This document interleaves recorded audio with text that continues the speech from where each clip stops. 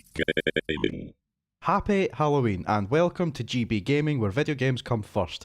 Today's episode of GB Reviews, I'll be taking a look at a horror game unlike many others that came out at the time. I'm not going to delve too much into my history of horror games in general, as I haven't experienced that many, save for the likes of Resident Evil, and even with those games, I've only really beaten 3 of the main installments, so my experience with the horror genre in general is not that large. So with that said, I'm going to take a look at a horror game that took a pretty unique direction in the genre. This is Forbidden Siren for the PlayStation 2.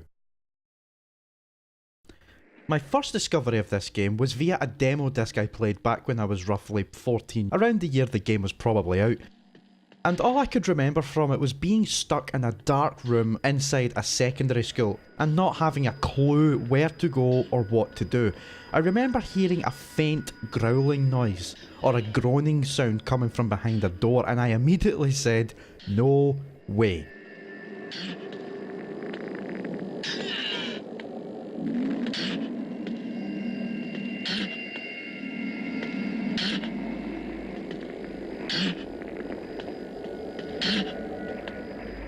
I shut the game off. Literally, my first experience of this game was 5 minutes listening to someone walking past the other side of the door and making creepy noises.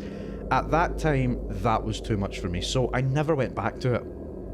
However, a few years later, maybe 2007, I found the sequel, Forbidden Siren 2, in my local GameStop, and I was already in there looking for something new to play. I was being rushed at the time, so I just grabbed it without thinking. Fast forward to a few hours later, and I already have buyer's remorse, because I knew I probably would not like it, and I was regretting spending my birthday money on it. It was about €60 at the time, and that's literally all I had.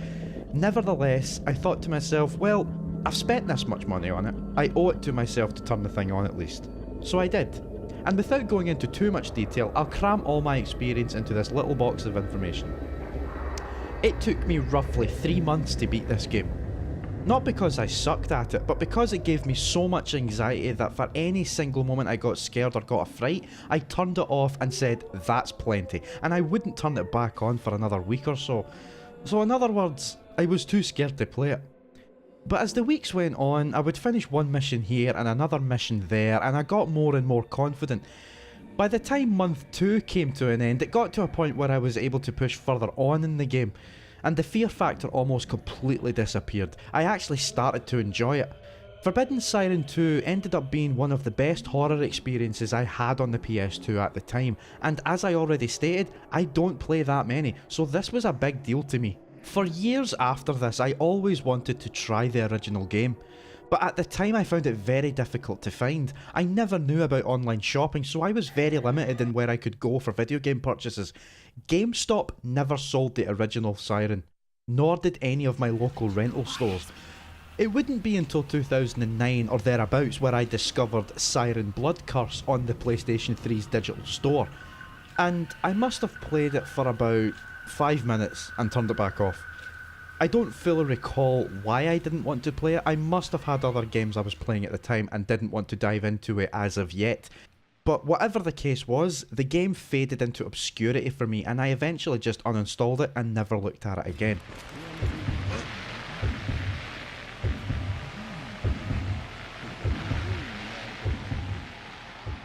One video game generation later, I have a PS4, I have an Xbox One, and I have a Switch. And I find out that Sony have released a handful of classic PS2 games on the storefront. Special ports with upscaled resolutions, performance enhancements, and trophy support, some even with platinums. What a fantastic concept, an unnecessary pricey concept, but still a great idea nonetheless. It's a shame there were only a few games that I was interested in, such as a heap of Rockstar published titles, and one particular game I was actually surprised to see there. There lied Forbidden Siren. So I bought it without thinking.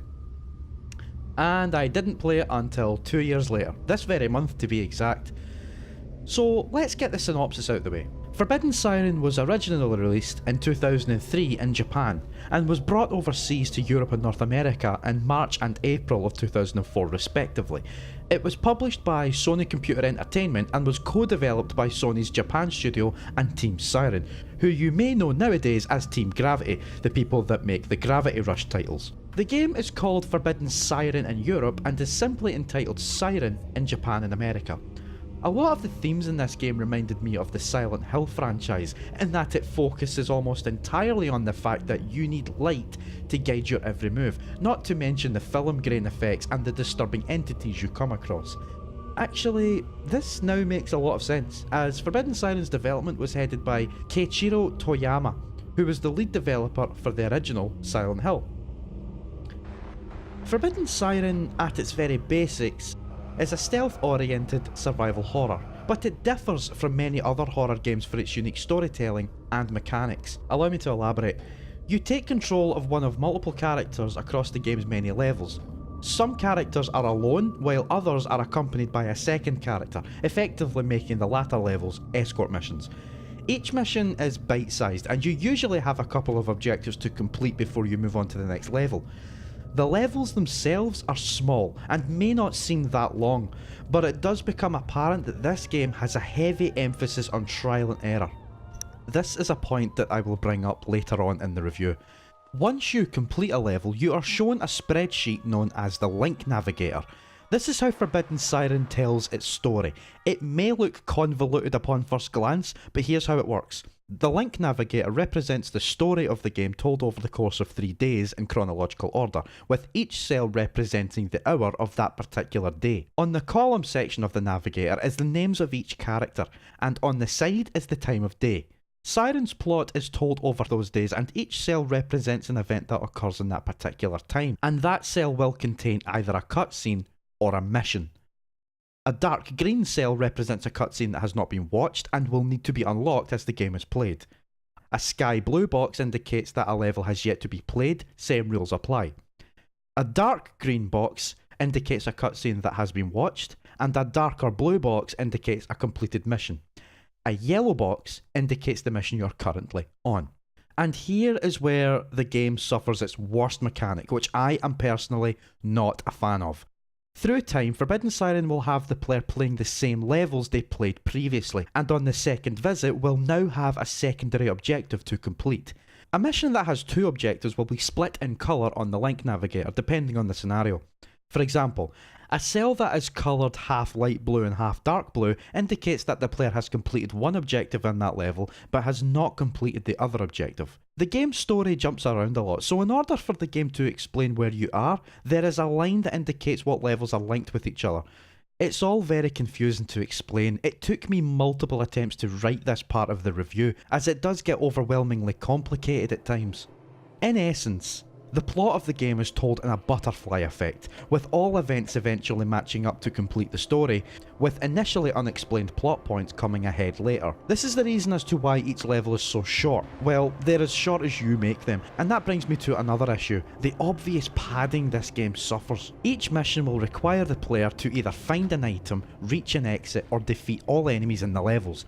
And speaking of enemies, the bad guys you will come into contact with are known as the Shibito, which is basically Japanese for the undead or the dead. So essentially, they're like zombies. There are a number of different types of Shibito that you'll come across, more commonly the half Shibito, which are what you would regard as a zombie at first glance. And they basically are, except they can still speak and act like regular humans at times, such as gardening, hammering nails, and patrolling areas with a flashlight in their hand or a weapon. There are also sniper Shibitos, which are just like the half Shibito, but obviously carry a long-range sniper rifle. Spider Shibitos can crawl around ceilings and have improved hearing. Beetle Shibitos are similar to Spider Shibitos, except their abilities are a little bit different in that they can move much faster and have a slower revive time. And then there is the Fly Shibito, which is my personal least favourite. Always carrying a weapon, always in the air, and moving a lot quicker than a sniper. The only saving grace with these guys is that they can be brought down in one shot. And finally, there is the Shibito Brain, which is an interesting one. He can control other Shibito in the level, and downing them will render each Shibito unconscious until such a time as the brain gets back up. Note how I never used the word kill in any of those descriptions, as that is exactly what adds tension and slight anxiety to this game. The fact that you can't really kill any of the enemies in this game and will only stay down for a limited length of time, some longer than others depending on what enemy you take down. You are pretty much discouraged from engaging these enemies, although there are a couple of missions that will require the player to take all enemies out in the level to warrant a completion. In other cases you may not have a weapon at all, and will be encouraged to get through the level completely unnoticed, perhaps finding a melee weapon somewhere, or if you're lucky, a firearm. All enemies are sensitive to both sound and sight, and speaking of sight, most of the game is shrouded in darkness, and in most cases you will be equipped with a flashlight to get around. At times though, it is a good idea to sneak around without the light on, as you will more than likely be spotted by an enemy if you walk around with your flashlight in view. It's actually a pretty innovative mechanic, as it goes beyond simple compromisation by enemies. It's also necessary to have the flashlight on when you're shooting an enemy, as having the flashlight off will reduce your accuracy.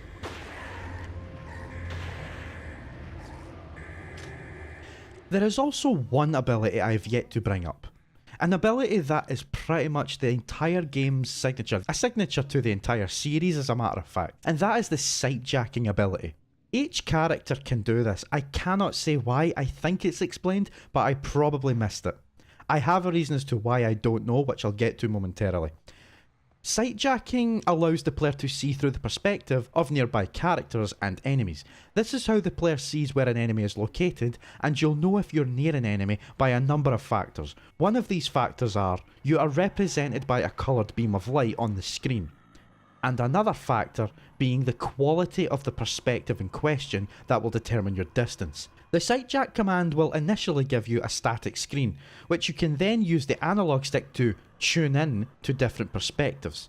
And you can save each perspective by pressing one of the 4 face buttons, which will allow you to return to that point of view without needing to retune, kind of like how a radio or a television works. A Shibito that is downed will result in their perspective being blacked out, and a revived Shibito will return the point of view back to the player. This is what sets the Siren series apart from other conventional survivor horror games.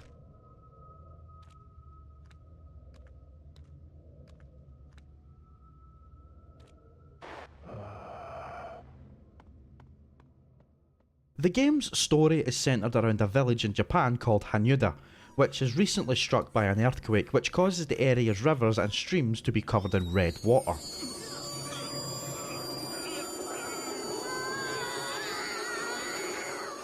Shortly after this earthquake, a religious leader is seen trying to reawaken a god as part of a ritual.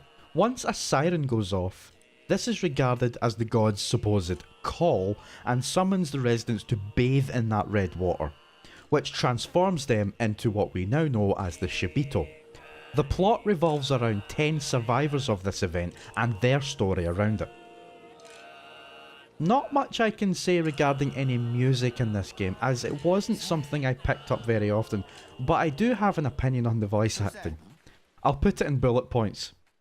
Dry, bland, boring. The voice acting in this game is pretty bad. Professor? What is this place?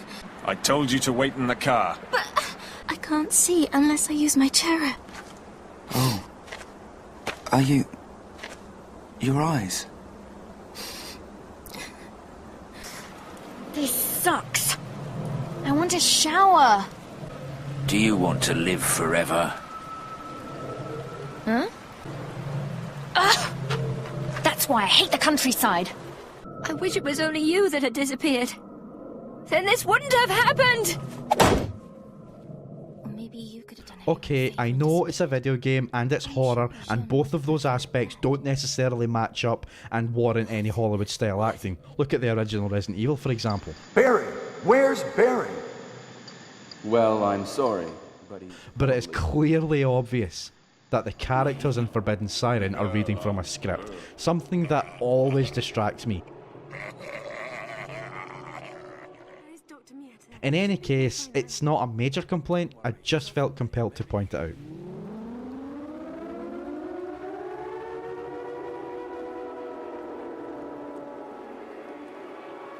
I absolutely loved the aesthetic of this game. I felt so anxious exploring each level.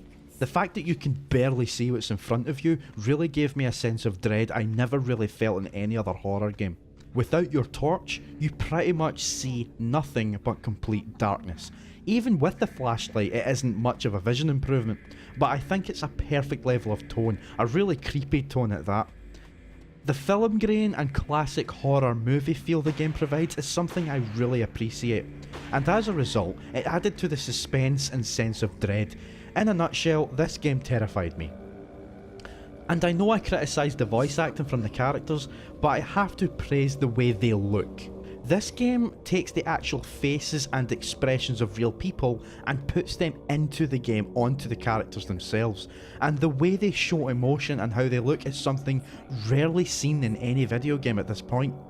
Sometimes they can look a bit silly, but more often than not, they looked pretty good. I really enjoyed seeing this style of facial animation. I said earlier that I remember really enjoying Forbidden Siren 2, the game's sequel. I haven't played it since 2007 though, so I have very little memory of it. And jumping into the original game, I was initially enjoying it. But as the game went on, I began to experience a lot of issues I did not particularly enjoy about it.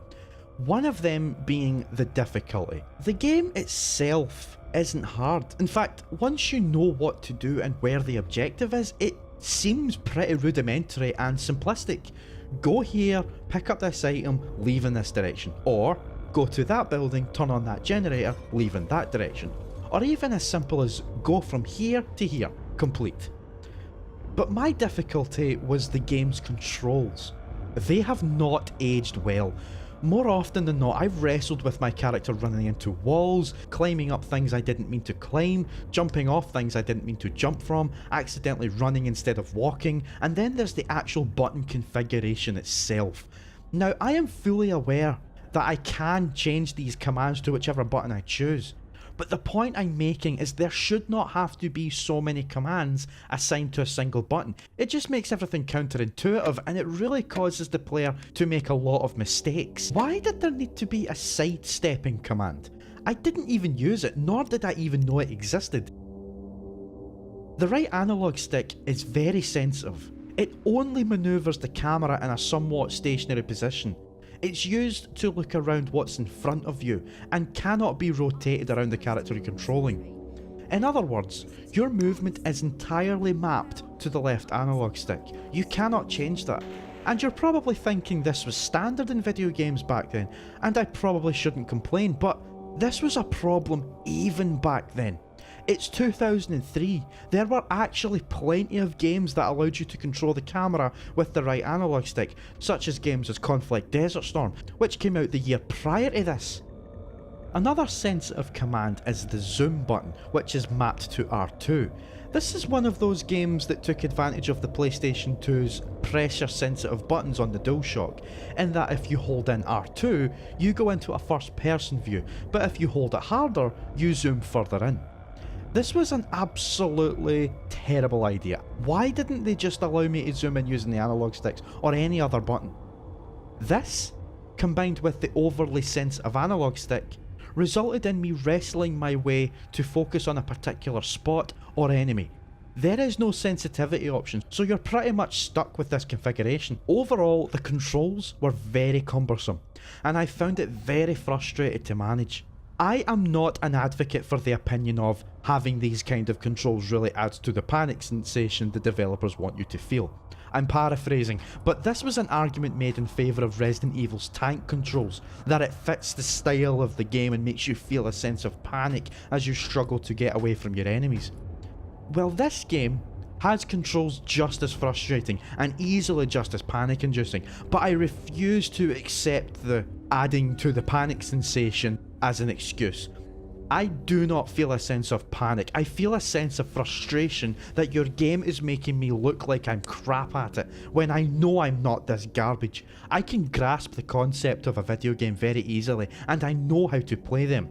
The challenge should be within the mechanics of the game itself, the puzzles, the enemies, etc., not the actual controls. I said earlier on that this game has too much trial and error, so let me get into that. I've gotten to a stage now where unless it's a Dark Souls game or something remotely similar, I'm done with these trial and error types of games. Forbidden Siren is no exception on this. I don't care how old the game is.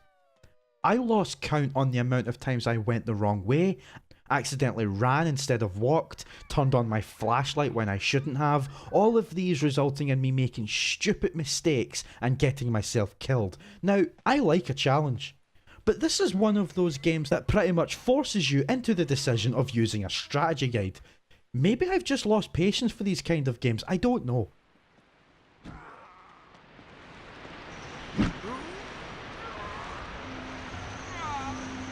I can handle trial and error when it's done right. Like I said, in the likes of Dark Souls and Bloodborne, even games like Limbo, Inside, Little Nightmares and Super Meat Boy. Those games thrive on making the player fuck up once and try again. But Forbidden Siren demands your patience, and it goes beyond the patience of being methodical and stealthy, as more often than not your patience is tested from the aforementioned clunky controls that really messed me up more than plenty of times. The escort missions do not help in this regard. This is very much the type of escort mission where you have to constantly look behind you to make sure your partner is still there. They are not independent and they are very, very needy. I have never liked escort missions in games, especially when the other NPC is this useless.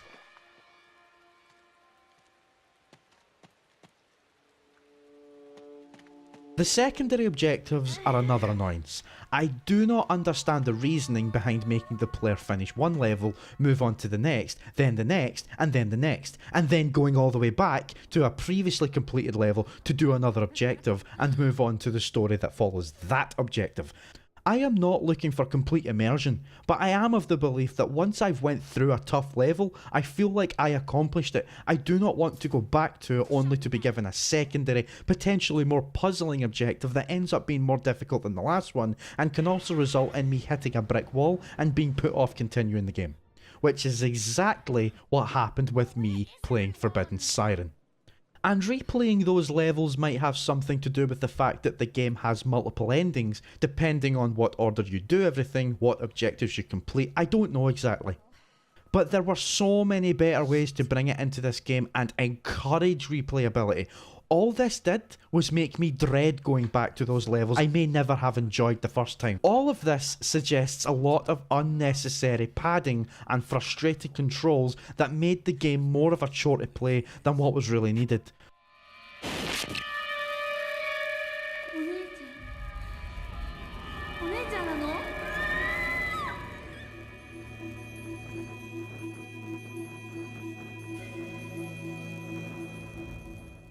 I was so excited to jump into this game. I vowed to play a horror game throughout the entirety of October and review it in time for Halloween, but I cut it short and could only hack about half of this game. I got too frustrated and the controls started to get to me. I felt I got enough out of it to warrant a review. The only thing I haven't got much knowledge on is the entire story, but I do not think I'd have strayed beyond the synopsis I already gave earlier. I had a look at reviews from other outlets and I was surprised to see how mixed the game was received. I had it in my mind that this was an absolute classic for the PS2 that was held in such high regard. I guess I was wrong. Which is a shame, because even though I didn't fully enjoy this, I'm pretty anxious to try out Forbidden Siren 2 once again. I'd probably be too scared to even replay it, as I had such great memories with it, I'd be reluctant to taint that experience. Forbidden Siren really is a game of its time, but even for back then, I cannot understand how people could have enjoyed the controls that much. There was a reimagined version of the game which I briefly touched upon earlier, and it's called Siren Blood Curse, and it did a lot to improve that of the original, updating the controls to a more contemporary format and making the overall experience better, or at least so I've heard. I kind of wished I played that version than the original. But with that said, I think I've covered everything I really needed to cover. It wasn't the super special Halloween episode I was hoping to do, but I did want to play and review a horror game for the occasion, regardless of what it was. And I think Forbidden Siren was a good choice, despite how unpleasantly outdated it appears to be, and how much I didn't really enjoy it that much. But look, I need to back up a bit and appreciate this game. No, it's not perfect. Hell, it's barely that enjoyable if you get as frustrated as me over how this game makes you wrestle with its controls, but having said that, and despite not beating the game, I did enjoy it for brief moments. When I did figure out a puzzle or a set piece, I did feel satisfied. When I did accomplish an objective, I absolutely felt relieved. But it was the moment it made me come back to those levels, to replay them, to try out much more unnecessarily tougher second objectives that you really need a guide for by this stage. I felt done. I wanted to play a video game and relax, as horror games go. I didn't want to pull out guides and start a bloody project. The only time I pull up a guide is when I'm cleaning up, looking for things I may have missed prior, or looking for secrets that are impossible to find without one. But I understand the appeal of it. It certainly has a cult following nowadays, but sadly, the series as a whole appears to have faded into obscurity, with no hints of another sequel being announced in the near future. The last game to be released was Siren Blood Curse, and that was only a remake of the original game. There was also a movie adaptation which only came out in Japan, and it coincided with the release of the video game sequel, Forbidden Siren 2. I really would like to try Forbidden Siren 2 again, but with the prices of a copy in decent condition, it's going to take me a while. I really do regret selling that game 11 years ago. But anyway, I think I've rambled long enough. So I'm going to close off this review. Again, it's not a fantastic game. It's an adequate game. I'm not trying to put you off. I can definitely see where the enjoyment is. I just haven't got as much patience as initially anticipated. But with that said, that's a wrap. Thanks for taking the time to watch this review. If you enjoyed it, give it a thumbs up. Thumb it down if you didn't enjoy it, maybe give some feedback. If you want to see more, hit the subscribe button, and if you want to be notified, hit the bell icon. If you don't want to do any of that, then don't worry. I thoroughly enjoy making these videos regardless of who sees it. I'm only happy to do it. So thanks once again. This has been Gamerboy talking to you on GB Gaming, where video games come first. Thanks again, and I'll see you soon. Have a good one.